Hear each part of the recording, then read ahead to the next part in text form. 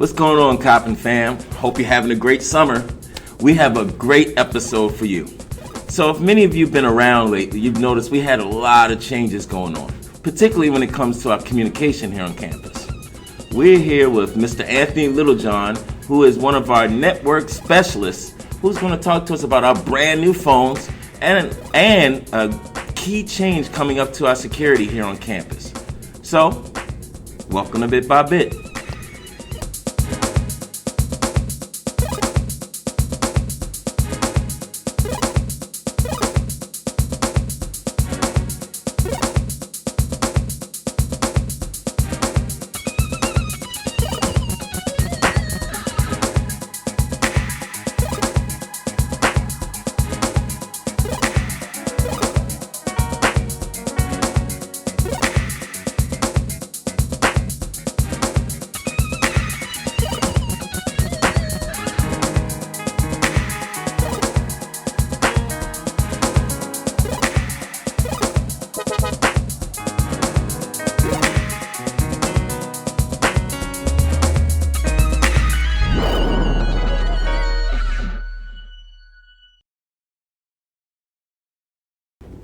Joined today by Mr. Anthony LittleJohn. First of all, I'd be remiss if I didn't get started talking about how you're one of Coppin's great stories, man. Great story. I've been here for some time now, so have you.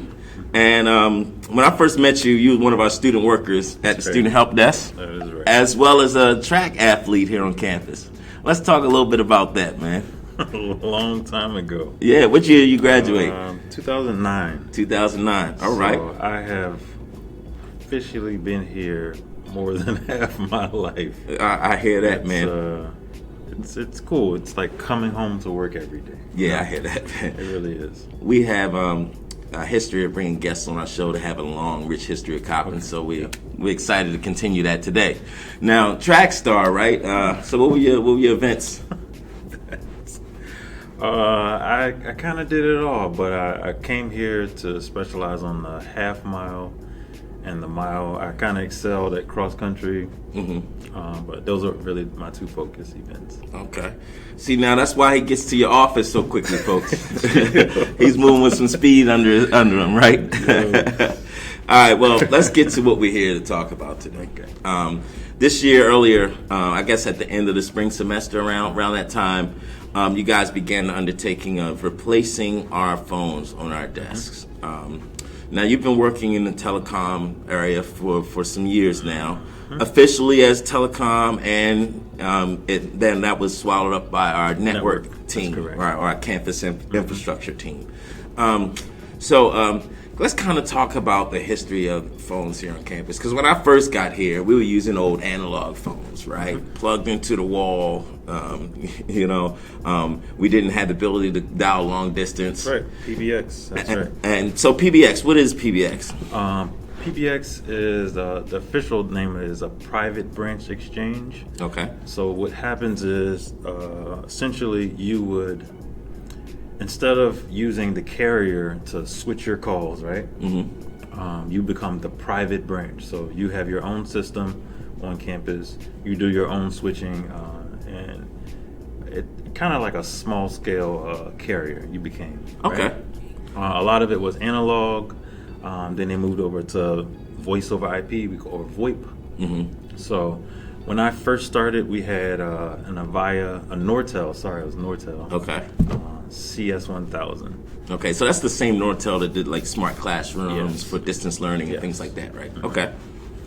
Nortel got bought out by Avaya. They just rebranded it, but it was the same CS1000. But a lot of people remember the silver phone. Yes. Yeah, they were silver, multi-lines on it. But at some point, Microsoft was like, we want to get into the communications game. So they came out with Link 2010. Okay. And it kind of just, it was definitely a shift in how things were done. And we started out with a pilot. We just wanted to do I am in chat presence. Okay. Let's test the voice. But ultimately that was the route we went, right? Yeah. So we did this phase in of Polycom phones that we had for up until now. new phones, right? Okay. Polycom phones that's completely voice over IP.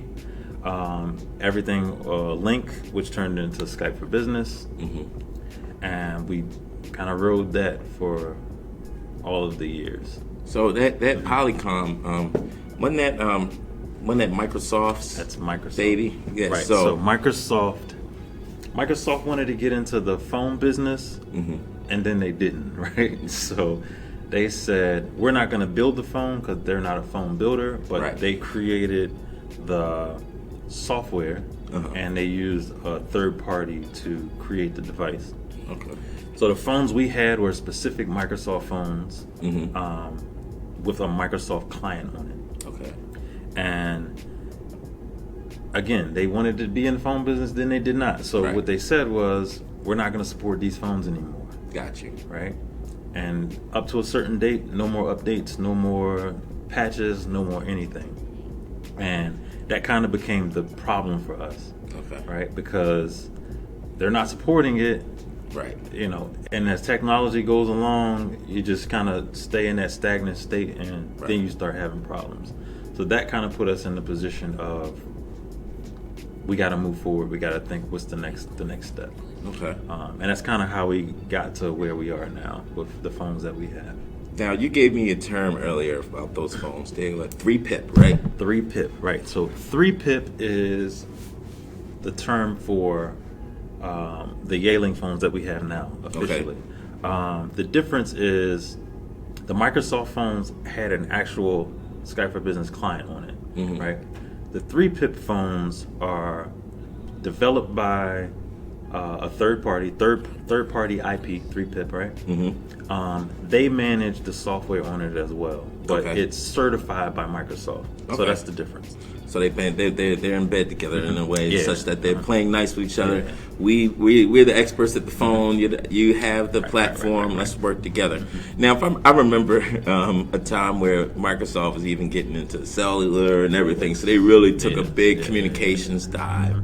And this is kind of where we are after all that. Because I don't think, do they even make Windows cell phones anymore? That was a... So that came with Windows 8. I had me one of those folks. I got clowned a lot for my Windows phone. I loved it, but after a while, like you said, the support stopped. It wasn't going anywhere, so it was time to move on. Couldn't get the apps, things of that nature. Okay, so so we moved these Yealink phones in. And these are a little different than the Polycom phones, right? I remember the Polycom phones, you could either log in directly to them, or they were tethered, right? That's the term, to your computer with the USB cable, right? So it was synced to Skype. When you logged into Skype, it would log into your phone, right? I actually am a culprit. I'm like a soft phone user. So once we got the Skype platform, I used specifically the screen. Kind of explain to people what I mean by the term soft phone. All right. So a soft phone is it's literally the client, right? That's the Skype for Business client on your desktop. So you don't necessarily have to have a phone on your desk at all, right? And you can still communicate. You can get your calls in, calls out, directory services. Everything that you can do on the phone, you can do from the PC. So the advantage is, and Microsoft's mission, is we want to give people access anywhere, everywhere. I can't remember the exact mission, but you can take your communications on the go, right? As long as I have my cell phone, right, I can put an app on it that does the same thing. As long as I have my tablet, I can put an app on it. As long as I have my laptop, I can use Skype for Business. So it's using it's not a physical phone. It's using the client to communicate. Software, right? Okay. Now, but this Yealink phone is a little different than the Polycom phone in that it kind of has the same interface as you would see in the Skype when you're dealing with dialing, when you're dealing with seeing people's presence and things like that. Kind of talk about the ease and the things that we're going to gain going to the Yealink. Let me back up 1 second. You said something about tethering, right? Yes.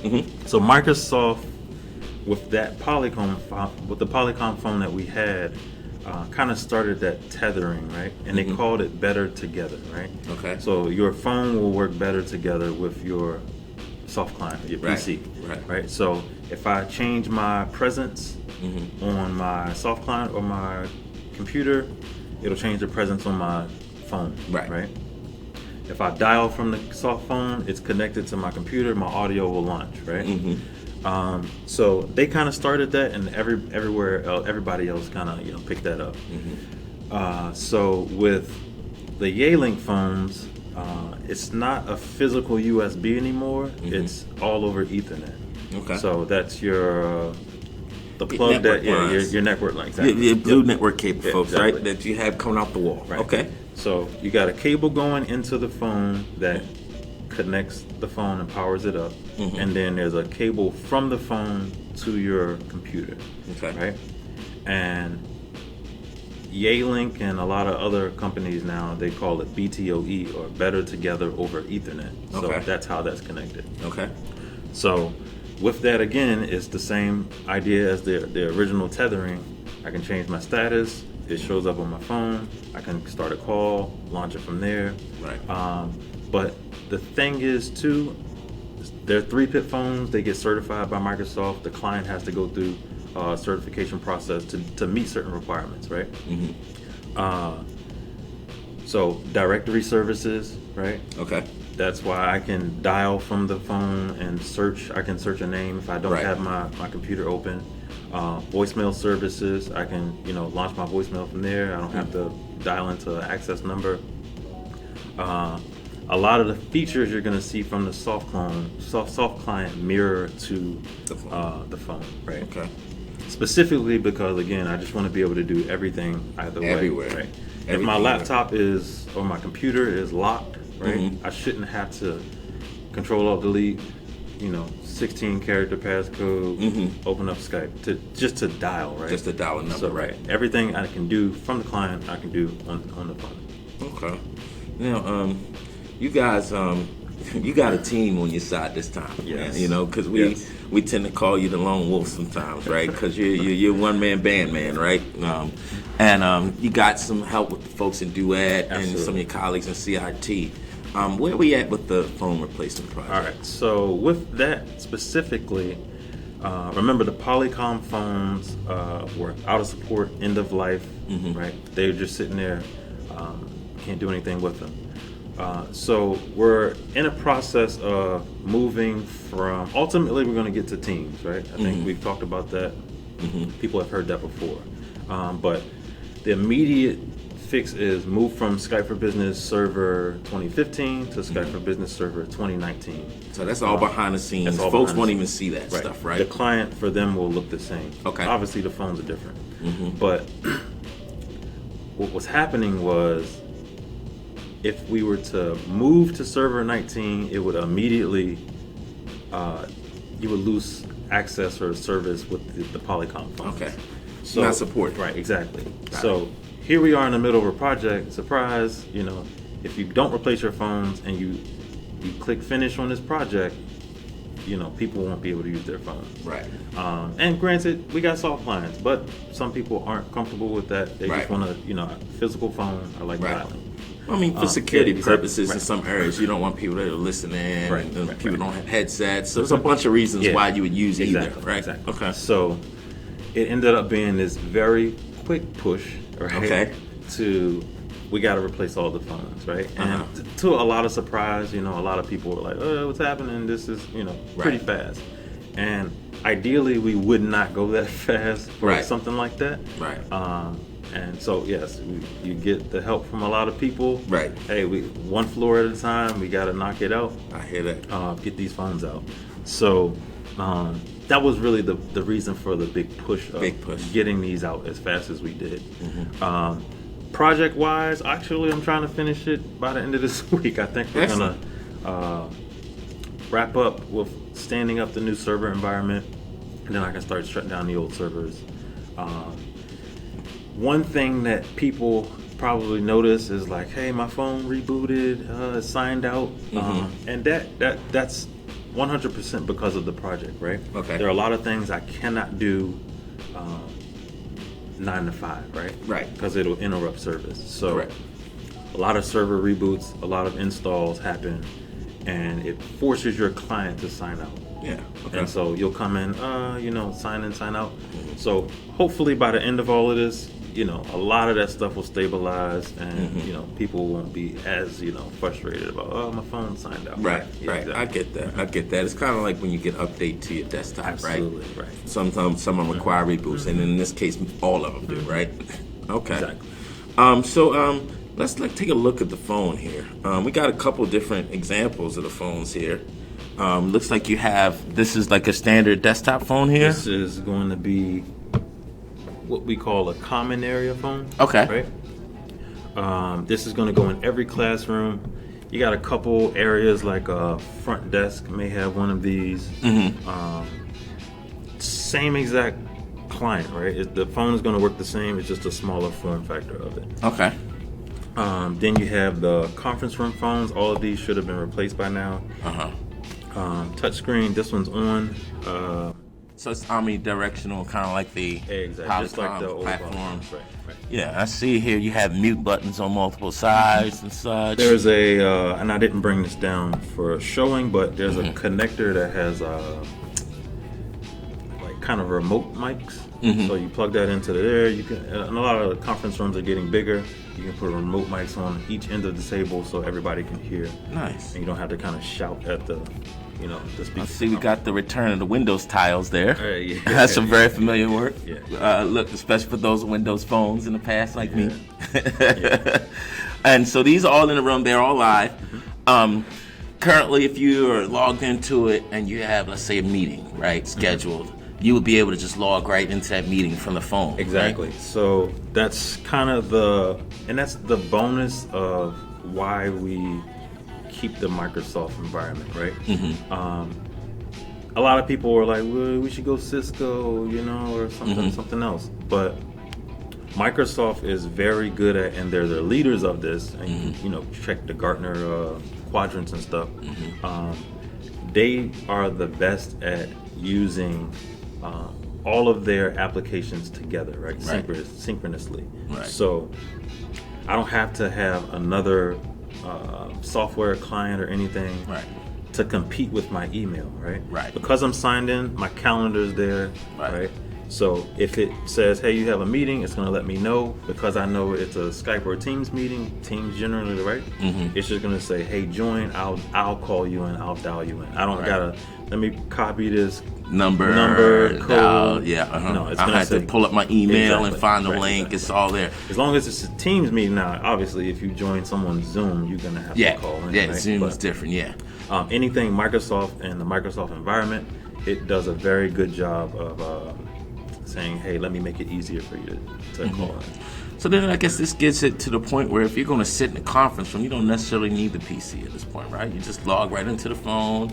You guys have your meeting, Yeah, so what you can do is every conference room has a name, right? You would just schedule the room as part of the meeting, and so the conference room phone will get the invite just like a user. Excellent. Right, and you just hit join. So then the phones are loaded in scheduling assistant. So if there is a conflict, it won't let you, right? Yeah, right, exactly. That's awesome. That's awesome. So what do you see as the biggest advantage going forward with these new phones? I think you said about the move to Teams is going to be huge. Yeah, so some other things. 2019 server first, right? And then Teams.